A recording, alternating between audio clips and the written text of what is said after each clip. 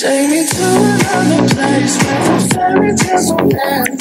Magical, magical land, magical, magical land. To another place where the fairy tales don't end. Magical, magical land. Today's guest is a business innovator for processes and system. He's the host of the podcast, The Next Wave.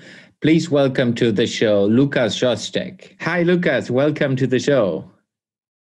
Great to have you. Hey. Yeah, thanks for inviting me. You know, I'm usually on the other end, so yeah, I know. A new feeling for me. It's great that you take the time. So tell us a bit about yourself. Who are you? What is your story? Oh, and not a very long version. I think it's worth starting with my second job, which was at Philips Research in the Netherlands, in a house in the city of Eindhoven. Mm. And I spent there 10 years, basically there, and later at NXP Research, which was the offshoot from Philips, basically doing R&D work. And by research, I mean, let's see if physics allows us to do, transmission 10 times faster than the current standard is. Stuff like that. So that put innovation very early on my kind of professional landscape. And then I came back to Poland and spent again 2 years in innovation in Orange Labs, Orange like the telecom provider. And then I became a freelancer. And as you know, this was an interesting story with ups and downs.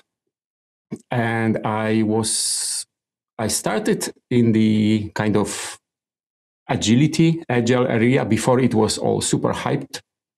Because I discovered that, this way of working where you can plan only a little bit and then you have to do stuff and then see how it works. The way we did research always, because there is no other way. It apparently has a name and it has frameworks, and there are people who are struggling with that. So I decided, let's see. That's something I feel. So I had to learn, the vocabulary and the new words for stuff I kind of felt. And I ran with this for a while. And then I found at the Agile conference, I met a person called Tom Gilb. And it was a really good presentation. There is actually, there is a recording of that presentation. We can give you the link later. So maybe some of the viewers or the listeners would be interested. Yeah. Tom came on stage and he had like 40 minutes talk. And during the first 10 minutes, I already felt offended 2 or 3 times in my professional pride. By the time he was finished, I was a believer in his message. And this was the last part of my career, is about figuring out not so much how we should build stuff, like from the technical perspective or from the organizational perspective, like the agility, but what is worth building in the first place. Because if we build the wrong things, it doesn't matter how good it works, how great we did this. It's just, nobody is going to use it or pay for it. Yeah. So that's, I think, the most compressed version of my professional career I can give you. How did you end up in the Netherlands in the first place? Oh, I went there to continue my education.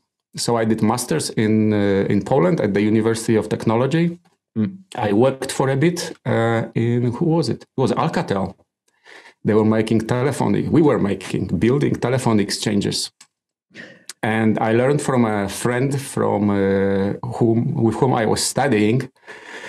He basically told me, here in Netherlands, you can come back for another 2 years of study. You get another title, something between a master's and a PhD. And they will pay you for this study. And then I said, all right, where do I sign? This job is not that interesting. Where do I sign? So I went there, I did this study, and the last part of this study was basically an assignment, a proper project in industry. and I happened to do in Philips research. And I like the work, they like me, and I just basically stayed and kicked off the rest of the career. What keeps you busy today's time? You know what? If you publish this soon enough after the recording of these conversations, this will be my coming out of the closet, because on LinkedIn, I'm still an independent consultant, but I have joined a company called Tylko, Tylko, and we do furniture, custom furniture. You basically, measure the space on your wall. You put it into I think you can also take a picture with a phone. And then you configure, just the perfect furniture that you want to have, and it will arrive in a number of boxes, and it's easy, good quality, easy to put together. But that's not why I joined. I joined them because they liked that stuff that I was doing. And they are just, great people, great company, great culture. It was a tough decision, but I said, yeah, I'll pull this trigger. We'll see what comes out. Why was it a tough decision? This freelancing gig that I had for years, I got used to it and I was quite happy with it. Of course, I didn't have, clients all the time, but I had a lot of time in between the clients, to do my own research, to do my own thinking, to meet people like you, discuss stuff with fellow entrepreneurs. I've been involved in a few startups. All of them failed. And it was going good. I mean, it was really sustainable kind of professional. It was really sustainable. My wife is also a successful freelancer, so that worked for us. But the guys from Tylko, they hit all the interesting points. So the work is interesting, the people are interesting. The stuff I said, figuring out what we should do in the first place, that's part of the DNA of this company now. We define a strategy like this.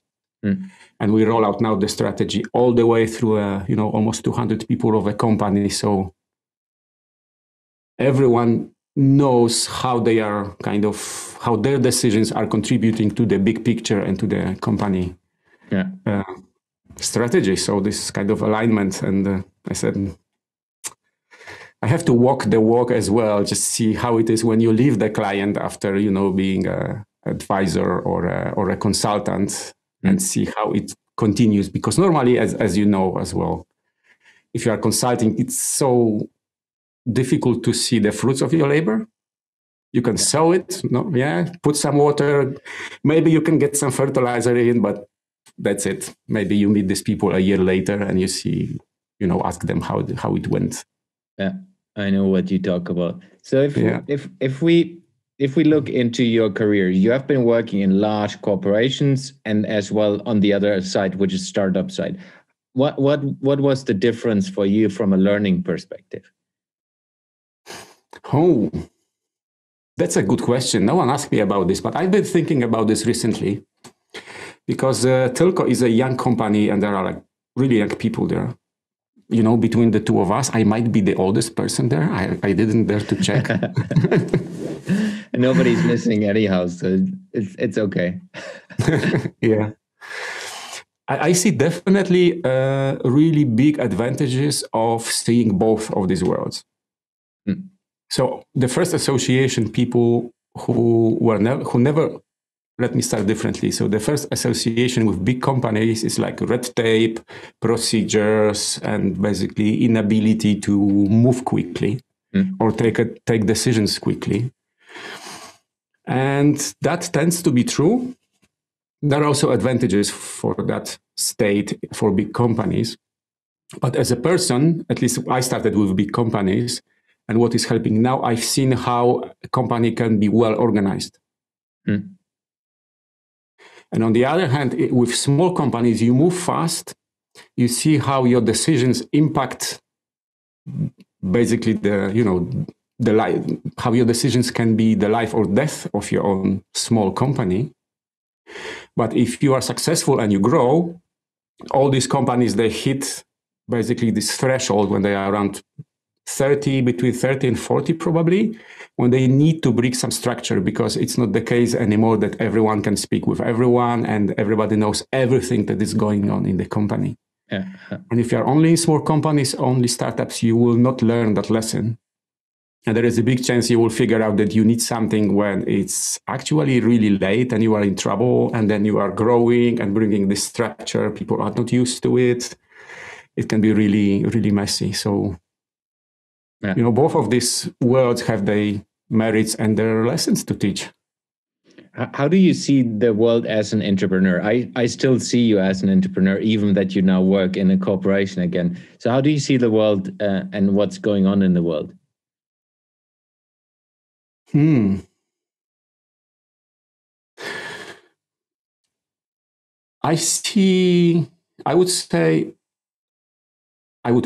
me put it different. I hope the pendulum of the, let's be really, really quick, and how I think Mark Zuckerberg said, you can break things as long as you build new ones. I hope that pendulum is going to start swinging back. Because if I look at the products from big companies that used to be great, that I'm using, like, my pet peeves these days, Spotify and Google Maps. Holy, are they difficult to use. And if you stop using them for a month, you come up to the button that was in an awkward position and it's not there. It's in some other awkward position that you now have to find. So I hope this will, I don't see the number of opportunities going down. You can still, if you have a good idea and a good plan and a good team, you can launch something really quickly. But I'm hoping we will kind of bring more of a proper upfront design and move away a little bit from A/B testing, and let's quickly figure out, which works, which doesn't work. Because if you think about these huge companies like Google or Spotify or Microsoft, if you really inconvenience, a tiny percentage of your users, it's still thousands of people. Right? There was this story recently about this company. It's probably not that recent, about the company who was trying to translate IP addresses into geographical kind of locations. And of course, they couldn't figure out everything. So they had to have some kind of default address, and they put it smack in the middle of USA. It turns out there is a farm there. And on that farm, there lives, I think, a lady or a couple, but I want to say that it was just kind of a lady, and really not technically adept. She doesn't need this, it's a farm. And at the peak of this, she had basically hundreds of people knocking at her door, saying that, there was a road or something like this. Somehow there was a connection between them. And some of them were basically, very unpleasant, if not, probably not dangerous. But for her, she had no idea what was going on. And she was just a one-person inconvenience. But, the impact on her life was terrible, right? Also, a very recent story about Google, about worker unions at Google. Not sure if you look at this, but it seems like the premise is they would like the company to reflect the ethics of the employees. It's not about money like it used to be. And with the previous system worker unions, it's about they disagree with that the values that they represent are violated by the company. This is why they unionize. So between those two, I'm hoping for maybe not less innovation, but more focused and more focused progress. That would be my hope. If we already touch innovation, what is innovation for you? Oh, we had a whole season of our podcast about this subject alone. There's a number of ways you could look at this. All models are wrong. Some of the models are useful. I like to use, when I'm thinking about innovation, I would like to use two models at the same time. One is the kind of innovation we want to do, whether it's kind of a breakaway radical one, or it's an incremental.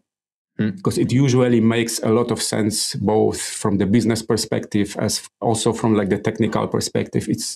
They are very different ones. But also I consider innovation appropriating something which exists in one field into another field.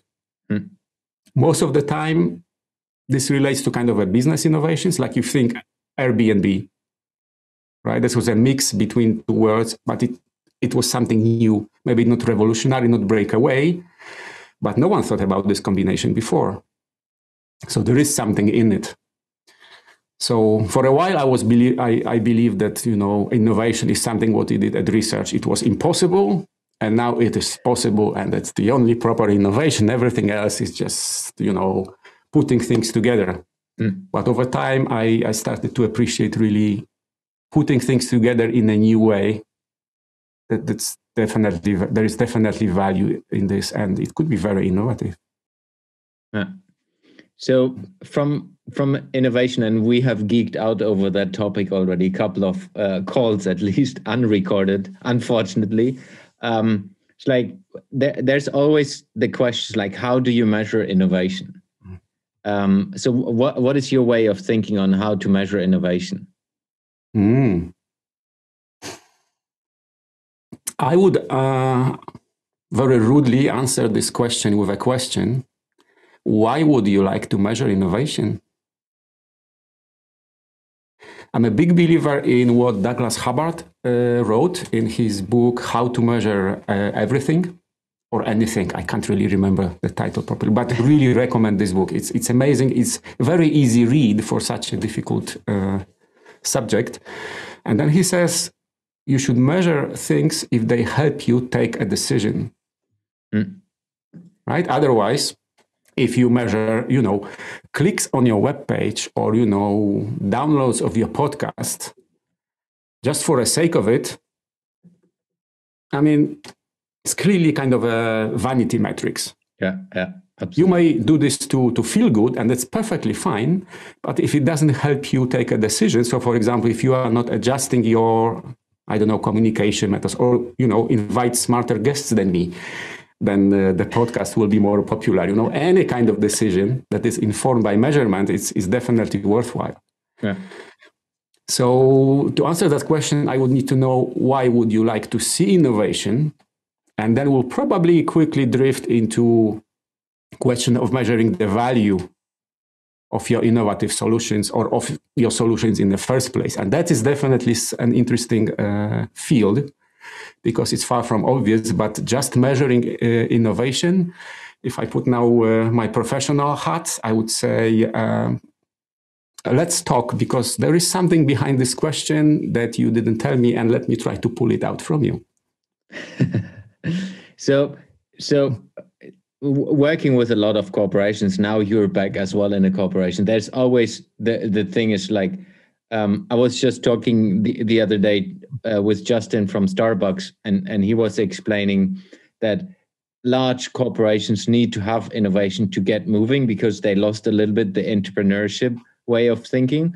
And then it's always the question about what is innovation? How do you define innovation? And then as well, on top of that, how do you measure? Because what gets measured gets done. So there's always a question. I see that a lot with my clients.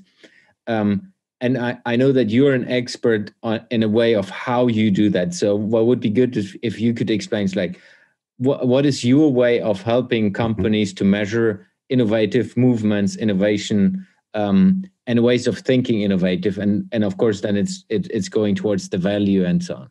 Yeah. So the best way to start this kind of conversation, just to dig in what exactly this innovation means for your client or your partner. The oldest question in the book is why, or you can rephrase it a little bit and saying, how would you know that your company is more innovative now than it used to be? Or how do you know it's that we lost this innovation, this entrepreneurial spirit, whatever you frame this? How do we know that it's less than it used to be? Because clearly you want to alter the course. So something must have triggered you that we are worse off than we used to be. Yeah. And basically, this is where I would start hunting down what their definition of innovation is. Because as we discussed a little bit before, it's such a broad term, especially these days. It could mean anything, right? Yeah. If it's a company that innovates, that iterates quickly, like, product as a service or something like this, maybe for them innovation could mean, how quickly are we going to iterate and put new features in? But maybe for something like, I don't know, GE, General Electric, that would be, that our R&D division has to produce more money. Yeah. So it's always worth to try to ask why, or how would you know that it's better or worse, just to get to the definition of that person who is asking you this question. Because if you just put your definition of innovation or speed or money or whatever over somebody else's, it's amazing thing will happen. Yeah. You will agree or disagree. Then you will talk a little bit that you will agree. Once you start working together, once you are down to this particular decision, do we go left or right? It will explode again, and you will not know why. And the reason is most of the time the definition of that thing that you are improving was different to start with. Yeah. How do you approach this now in your new job, working with strategies in a new collaboration? And you don't need to go into like all the details on how you do that in that company, but just to elaborate that others understand your ways of thinking on going into that. Yeah. So the way of thinking is simple, which is not the same as easy. So it's one of those things that is simple as in, a number of steps, but some of these steps are more difficult than others. And the shortest way I could describe is that if you are thinking about be the strategy of a company or a direction that you want to get your product or anything like this, I want to say always. Do I want to hedge to usually? No, I'm gonna go for it. It's always kind of multi-dimensional a little bit. Because the first thing that comes to mind is money, because if you are in a business context, money is a good measure of your success. But if you optimize only money, then what happens? It's the same thing if a really fun and a good company enters the stock market. You see their portfolio shrinking. They're trying to squeeze more money from their business, and the best people start to leave. So there is clearly more than one aspect that you want to improve, and money is the most obvious one. And you have a chief financial officer or someone from your PMO who will take care of that. But another aspect is you want to have good people on board. Right, so you have to make sure that the right people come to you, that the hiring is good, and the good people that you have on board they don't leave. You probably have something about wider responsibility towards either your community or the country or your partners. So there will be something there, for example, that I don't know. You are not going to be cheating on taxes, probably. You shouldn't. Too much. Unless you are a really big company, but that's another story. Let's not go there, right? There is whole area of user experience. So you want your clients not only to pay you as much as possible, but for them to be, happy with your product, preferably long after the purchase. So they tell other people about your product, so you don't have to put so much money into marketing. And if you are thinking about these ideas around, long-term satisfaction of your clients and users, that is in opposition to making as much money as quickly as possible, right? Because you have to build maybe a little bit more quality into this. You have to run your customer service. This is cost. There are these kind of arrows pointing in all different directions, and you have to basically keep an eye on all of them. Because if one of them is clearly not working, it doesn't matter how good you are on the other 5 or 6. Because this one will basically kill you. If all your good people leave, you are dead. If you are not making money, you're dead, right? If your clients are not happy, you're dead. So the thinking is you figure out, the first step is to think about all the people and groups who are your stakeholders. So the people or group, and the difference between people and groups is probably tied to the scale of the thing you are thinking about. If you're thinking about the small project inside a company, you will have people. If you're thinking about the strategy of the company, some of them will be groups like your customers, and maybe you will split them into number of subgroups. So you need a list of these stakeholders. So these are people who you will influence with your decisions, with your product or a service. Also, groups or people who will influence you. If you think about the law, I mean, you clearly will be influenced by that, and probably you have someone in your company who is making sure that you are still, working within the legal boundaries. Yeah. So you make a list of those, which is an exercise on its own. And then we come to the definition of a value that I like to use. And I define value as how well you serve the needs of all these stakeholders. Right? Because your lawyer has to be happy, your finance guy should be happy, your customer should be happy, your colleagues, the idea is the more all of them are happy, the more valuable is your solution or a product or whatever. Or if you are deciding between two decisions, they will influence them somehow, and one will, make them happier than the other. Hopefully. How do you measure this happiness? That's really the tricky part. I mean, that's the easy but the difficult part. So once you have a person and you figure out what their needs are, most of the time they will tell you, but sometimes you have to really kind of pull it from them. Sometimes you have to put your kind of research machine on this. There is still a possibility of falling to the trap because we might not be specific enough about expressing these needs. So if I say that this podcast that we are recording now, it has to be successful. Let me put it differently. You, as the owner of this podcast, you would like this podcast to be successful. And again, it could mean different things for you than it means for me. Yeah. So the trick here is put a number on it. You don't really have to measure it immediately, but just if we discuss about, if we'd like to, change something on this podcast, discussing how would we measure that the podcast is good or bad would really make it very specific and unambiguous what we mean by this. Yeah.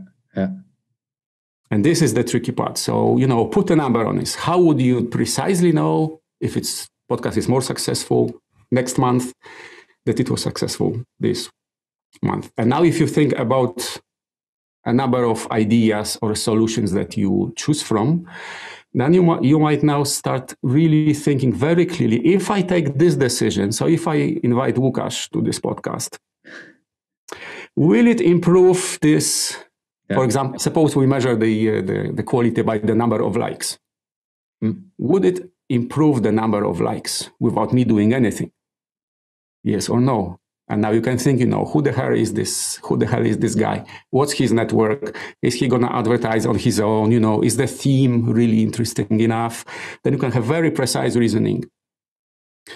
And if you have a number of these stakeholders and you have their needs expressed in something that you could precisely reason about, you could bounce this idea against each and every need of this person. And then if you add it up, it's a value of this solution, right? If it has like a lot of positives for many of these groups or particular stakeholders, it's more valuable.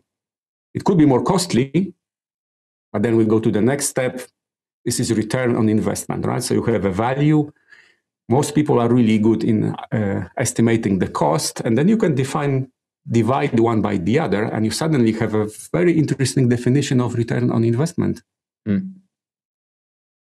So it's not return on investment from a money perspective, it's return on investment, including the value perspective. Yes. Where you can have basically a discussion within your team or within your organization of saying, hey, that's the value we get out of this, and that's the money that costs us, or the return we will get from a money perspective. Is it worth it spending more money to get that value, or the other way around? Yeah.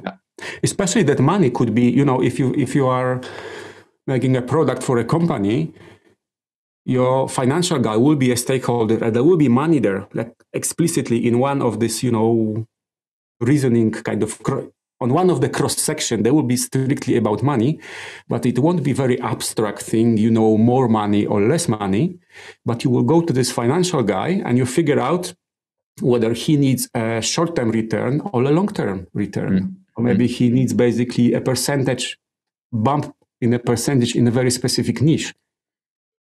You're going to make him happy. I mean, I find it from an angle different than most of the people. Like my wife, she's working in experience design. They, by definition, quite often want to make people happy, and they have ways to do this. But if I go to my stakeholders, even if they are really tough people, maybe they don't want to give me money. If I can show them that I really want to satisfy their needs, I mean, I will have all the green lights, at least to think about it. Maybe my idea is wrong, but you will have their engagement, and they will definitely engage with you because, you are out there to make their life better. Who doesn't like that? Definitely. And the interesting part is, I mean, we have spoken, I don't know if it's a year ago, or at least 7, 8, 9 months ago, where we basically took a session where we went into all the details Excel wise. I have taken this with a large corporation where we looked at that for them, and we took their strategy and building the strategy into like the Excel version of what you just explained, and which helped them to decide, oh, maybe that's not the right thing which we should put into the strategy. So yeah, it sounds nice from a wording perspective, but it doesn't help our business. So it was as well kind of interesting for me as an external to see, hey, they're taking a basic understanding or a different understanding, let's say like this, than they have always used to validate their strategy, which then they changed the strategy, they measured things differently, which helps the company to move into a different direction. That's why I'm so interested about this. And maybe for some listeners, it's very detailed already, but I think that's, if you lift that out again, it's a tremendous opportunity for you to understand where do you want to shift your business and how do you measure that value, including the cost perspective, which you always should do in a combined way. And it's actually, when you are doing this, amazing things happen. And this is why I've been at it for many years, because it always put a smile on my face. So what you described, that happens always, right? Mm-hmm. Once we figure out, those needs and the stakeholders, and we filter them down to like 10. That's enough. I mean, that's more than anyone have ever precisely thought of. So it doesn't have to be a huge list. And then we run their current or the upcoming portfolio through this. And there is always this case when someone steps up and says, all right, I know I have been supporter of this idea, but now when I look at it, okay, let's do this later, because you are not killing ideas. You're just shifting them in time. Yeah. And you see them admitting with the heavy heart, it was my baby. That now when I look at this kind of objectively, a little bit more objectively, that's a better way to say, I see it's not worth doing. And they will also discover like really low hanging fruits. Yeah. Again, always, like, I did this probably close to 100 times by now, mostly with small companies. They said, hey, that thing, let's do this tomorrow before we continue with this workshop. I mean, why didn't we do this? 100% agree. That's why I use it in my businesses as well, in different ways, and even in my coaching practice, where I help companies to understand it at least from a high level. So I always say, okay, how do you build your business GPS? Like, what is your navigation system? What is the point where you want to be? And that can be from a vision perspective, but it also needs to be from a numbers perspective, because they will guide you like you drive your car with, let's say, Google Maps to find out where you want to be or how to get there. But you need to understand where you want to be first, because just starting to drive with Google on doesn't help you. So I think the value of this way of thinking is it works for large multi-international corporation. And in the same way, it works for startups or one-person companies, freelancers, just to get your way of thinking into a direction of say, okay, that's the value I'm seeking. And that's the return on invest from a money perspective. And now I can build a measurement to understand that in depth of how do I balance that out over time. Yeah. The best example I came up with when trying to explain the value of this way of thinking to people who are not yet, the business strategists and whatnot, was a mental exercise like this. Try to think of holidays you would organize for you, your partner, your parents, and your in-laws. You all go together on holidays, but you can design this experience. I mean, very naturally, we all will fall back into, okay, like I'm of course using the kind of stereotype that your in-laws are, one of the in-laws is a kind of person that you have, not such a great relationship. So let's stick to this stereotype. You think, what my parents and my in-laws, what each of those few people like, and just try to, find something that satisfies at least all of them, at least to some extent. It's exactly the same thinking. Yeah. And I think what is important, because some people might think it's like you're watering things down and you're just going with the average everywhere. I think that's definitely not the case. It's like more deciding on what values and what are the points which are really important for you and your business to be able to take decisions and not compromising on them. Because that's often the case when you go, yeah, let's agree here and there, and then we meet in the middle. Then it's like you're not moving anything. Actually, if you want to get one level deeper, there are two other aspects that come into play. But before I do this, there's another huge value when you start doing this. And again, I had it every time when we went through the exercise, the team, because you do this normally with a group of people. Quite often, sometimes I did this with a kind of a solo entrepreneur, but most often there is a few people who have to agree on stuff. By the end of this kind of workshop thinking, they will feel aligned like never before. Yeah. And there's a huge value in this. So what you said about driving, with map, they know, they share this destination and they also know why they want to get there. And the magic is actually not so much in the numbers, but or this spreadsheet that you can build, but in the discussion around it. But once you are past this point, as you say, it's not about averaging out, because there is a very important notion that we don't enough credit, which is value, which is quality that is good enough. So if you look from the psychological point of view, there is something which is called, I don't know how it's called officially. There is a kind of a threshold. And if you get quality very broadly defined that is below this threshold, you are annoyed. It doesn't work. You dislike it. You are disappointed. Once you hit it, it's kind of okay. And then if you go above it, then only you get people's attention. Wow, this is not what it's better than I expected. Expectations are part of this game. Yeah. Now the problem is that human brains is evolved in savannas and prairies. We react to danger and unpleasantness much stronger than to something which is good or okay or even amazing.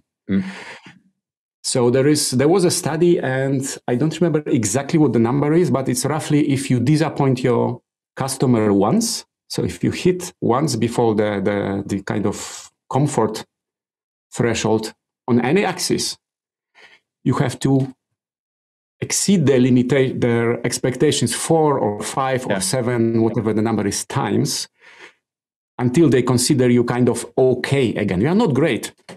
You are okay. So the payback has to be way bigger than the disappointment.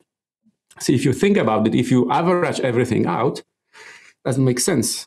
You have to get all your qualities, again, broadly defined. So these levels of satisfaction, all of them, at least at this comfort level, that you don't annoy people, you don't, piss them off in the worst case. And then you can start strategically building your competitive advantage, something that people will be spreading, the words of. You're great because of this or that, but you have to, remove the annoyances, right? If you think of your bank or your telecom provider, let me guess, most often than not, they disappoint you, even though many of the services are great. But most people say, my bank sucks. How about, this great app? Yeah, this app is great. But, that part, that sucks. I don't care about the rest. Yeah, no, I 100% agree. And that's often so underlooked, and in specifically large corporations where they just say, nobody will care about this. People care. Yeah, I agree. It's like if you don't focus enough on your customers and the feedback on the customers, you will always suffer long term. And maybe if you're big, then you can afford it, but long term it will hurt you. If you're small, you will be bankrupt if you don't. Yeah.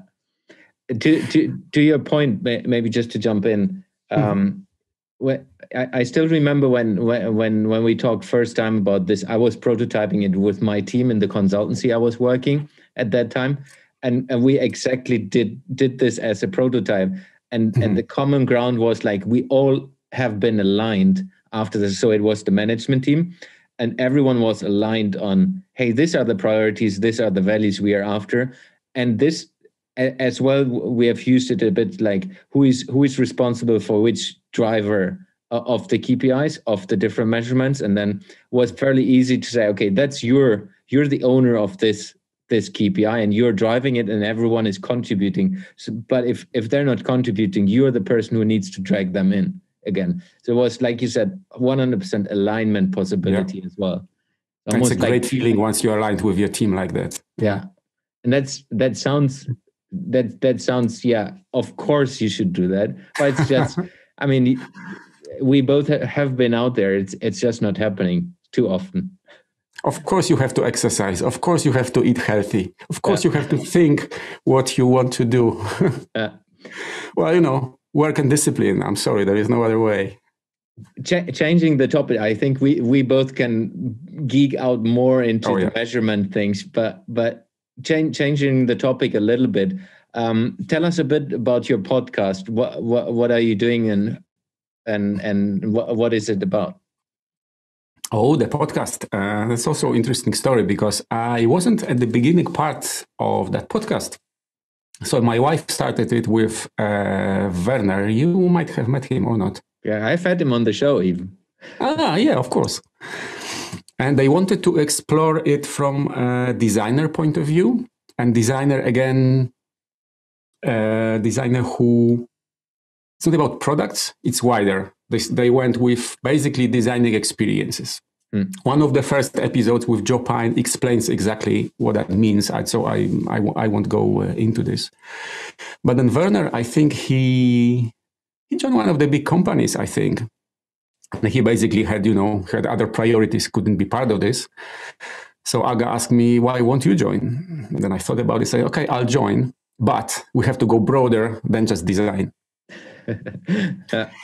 And if you think of this design in a very broad sense, you're designing you can design an organization, an experience, a product, a service. Then it comes closer to, for example, what we are discussing. So you go really, really wide. But so we release in seasons, and every season has a theme. So we are now towards the end of producing season 8, which is about intuition. So for the season, we take a kind of very abstract and broad theme, and we just, try to get some interesting people to weigh in. And we are always surprised where it goes. I mean, it's like, by now I'm used to it. At the beginning, we record our kind of expectations. We discuss a little bit. Yeah. Then we had 8 interviews with very different people. We have, engineers, we have artists, we have actors, writers, anyone, photographers, anyone really. And then, we just discuss with them. It's very kind of free flowing. We don't script it. We're just very curious what that person thinks about this theme. And sometimes the connection is very kind of loose. Sometimes it's really on the point. And then the last episode of the 10th episode of the season, me and Aga would just, reflect on what happened and how narrow-minded and wrong we were when we were thinking about this theme. So it's always 10 podcasts in one series, or? Yes. And the season 8, I hope will be kind of published by the end of January. I hope January 2021. 2021, yes. In case someone will ever look back on my podcast and listen to you. So what are the other series about? What did you touch on main topics? I would really have to think back. Just a couple of. We did touch innovation for sure. I remember. This one is intuition. Let me look it up because I'm really drawing a blank here. Yeah, I will put a link into the show notes so people can look the podcast up and dive more into it. So, looking a bit more into innovation again, what do you think is working with innovation and what's not working? Could you ask this differently? I'm not sure what you are asking. What is working with? So there are a lot of companies out there who are saying like you need to have innovation or you shouldn't have innovation. It's something else. And there are a lot of different approaches of what is innovation, how you work with innovation. I always see like a lot of people think innovation is a process. Other people are saying innovation is a behavior. So that's a bit the other extreme. So what do you think is working with that and what is not working with it? That's a toughie.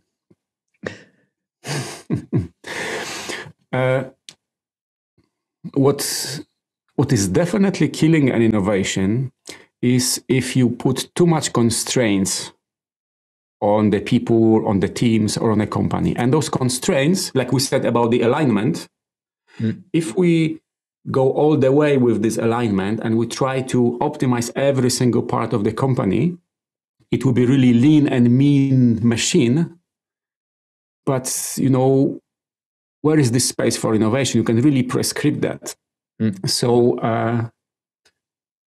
I think it's one of the earlier seasons of the podcast. We did talk about it with someone. And it seems that this innovation, however we define it, it's like a breakaway or even the incremental one. You need a very specific setup for it to be able to basically emerge. You cannot really manage it in, or you can manage it out easily, but you cannot create it. You basically have to set up a context and an environment in which it will kind of spontaneously happen. Yeah. And the recipe seems to be that you need a defined kind of a playing field. So you do put boundaries and quite heavy constraints about, for example, what we are thinking about, right? So if I'm now in a company which does parametric furniture, we do have quite a lot of R&D activities. We are not exploring, new ways to grow cauliflower. That's definitely makes sense. Out of scope, right? So these are enabling constraints. Yeah. So you define a field, and then basically you have to put people there and make them interact with one another. In these days when we have, most of people are working remote, I'm not sure how to do this. But basically you need this interaction because this innovation, it happens on a collision between two brains. Most of the time, like more than 99%. If cases, this is like, doesn't have to be appropriation, like, a person from like one department talks to another and they, copy and with the solution, but just even two perspectives, people from the same field, they will exchange this, and maybe not together, maybe later, when they are walking their dog or under the shower, they say, eureka. Yeah. So that's the way, it's really the way to go about it. You need basically time, space for this, and it will happen. And of course, you cannot prescribe what exactly will come out of this, because if you could, that would be innovation. That would be something that you design. So that seems to be the only way. And if you listen to Alan Kai, he has quite a few really good lectures, presentations on YouTube. The guy from Alan Kai from Xerox PARC. So the place of breakaway innovation, the best we had so far in history.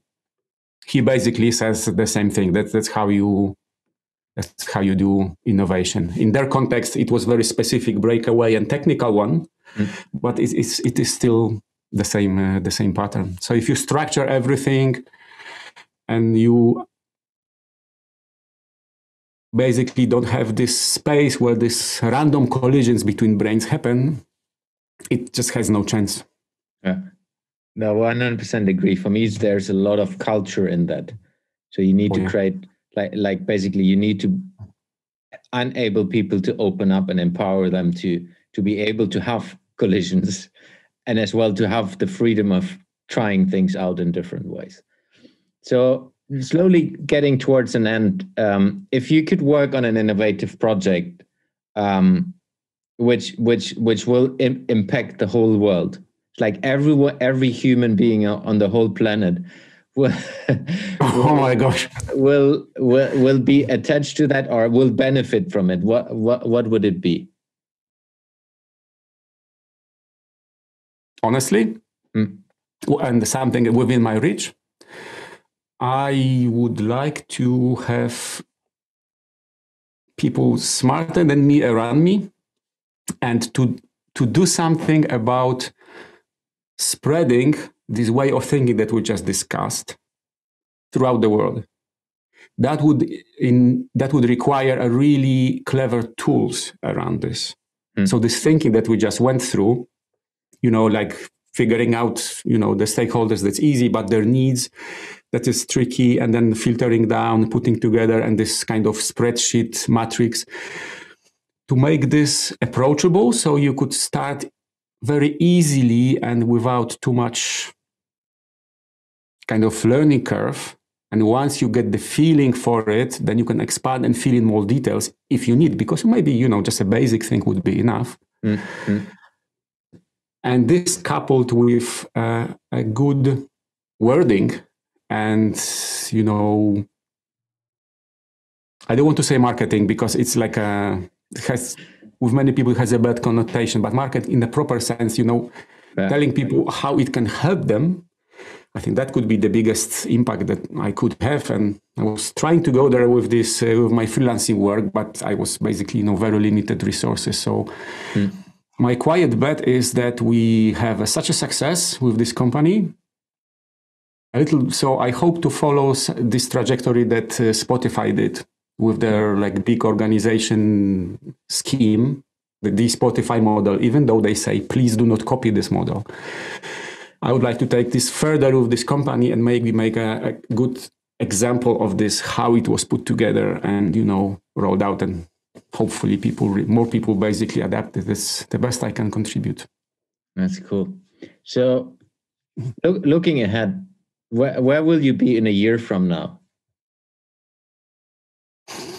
A year from now, I still hope to be with this company, with Tilco. But I hope this, in a year from now, I don't think we will be yet an example of how well it can run, fueled by, among others, this idea, because we are putting a few more kind of, ingredients, and we just want to see how all of them together work. So I don't think we'll be there in a year, but in a year and a half, max 2, I hope to be able to, to be ready to sharing, look, these are the pieces, this is how they interlock, this is how they worked for us. Do copy it. Yeah. That would be great. That would be awesome. How do you get yourself informed and inspired from other people, from other perspectives? That really depends a lot on what's going on, and it's funny that you asked this. I was thinking about this just like last week. Before I joined this company, I was really focused on this VBD, value-based decisions, how I call it, and I was starting to think, am I thinking too narrowly? There is still a lot to explore, like with the tooling, as I tell you, with the marketing, the proper words around this, and trying to get some, impact out of this.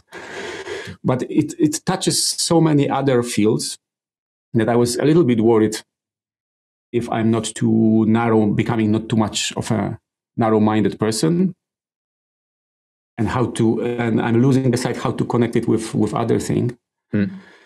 But the tricky part was difficult for me to pick an interesting place to start, widening this. I know I could connect it to management on a number of different levels, maybe to startups. Maybe I could try to connect with Eric Ries's work, add stuff to his MVP idea to make it a little bit more informed. For example, there were all these avenues. It was difficult to pick one. What definitely helped me was this podcast that we are running, because the people who are there are really great. I mean, we are so lucky to have them. And, these conversations, they always open something in my head. But once I joined the company, when I see it in action from the inside, not as a consultant, but from the inside, it much more naturally connects to other things. So my way of thinking is, I don't lack curiosity. For me, it's the other way around. How do I limit this? So I'm guiding my curiosity. I have this thing, and now if I put only this, what else is missing? What other things have to kind of connect and combine with these ideas? And this is where I start digging in. And these days is about finding the right information, not about having access to it. I mean, all the knowledge is out there. I mean, even scientific publications these days are available if you are not with the university. YouTube is great if you know what to look for. Podcasts like yours, I mean, full of inspirations. And also, they most often than not, they contain pointers if you want to dig deeper. Yeah, true. So these are great. It's way more efficient to even spend an hour or two going through a few recordings, audio only or audio and video on YouTube, and then it's like skimming a book, but someone does it for you. Yeah. And then this aspect and that aspect, I want to dig in, and then you can go down the rabbit hole. I agree. That's a perfect point as well to end our conversation. I think that's something I will work as well further on to dig more. It's like all the different nuggets you said, putting links into the show notes so that people are able to find like you mentioned the book how to measure anything, like this kind of things. I will definitely put into the show notes so people can look it up. Where can people find you? How can people reach out to you if they say, hey, this value-based decisions is something interesting for me, and I would like to talk to Lukasz and understand more about that? Mm-hmm. The best way is through LinkedIn. That's the natural way, and I got my little alarm if someone really gets in touch. I build a web page, try to condense this knowledge. It's called here valuebaseddecisions.com. There is also a shorter version. It's called vbd.works. VBD works. It will get you to the same page, and that page is meant as a starting point. Well, my idea was to also dig deeper, but a new company, career shift. If you want to dig deeper, you can definitely go for Tom Gilb and his method called EVO, EVO, Evolutionary Product Management. I always forget what the P stands for. But be aware that Tom's stuff is on a very deep end. So I learned a lot from him. This whole basically way of thinking is distilled from his wisdom. I'm just trying to make it more approachable, slightly different I put emphasis in different places. Yeah. If you want to go deep, both Tom and his son Kai Gilbs are the sources of this stuff. And if you have any questions in between those two words, hit me. I'm also on Twitter at TheLS6. That's probably the easiest. I will put it into the show notes, the links, so people can find. Thank you. Cool. Thank you very much, Lukasz, for your time. Appreciate it. It was a pleasure always talking to you. Thank you very much. Thank you. Bye-bye. Bye-bye. Take me to another place where the fairy tales don't end. Magical, magical land, magical, magical land. To another place where the fairy tales don't end. Magical, magical land.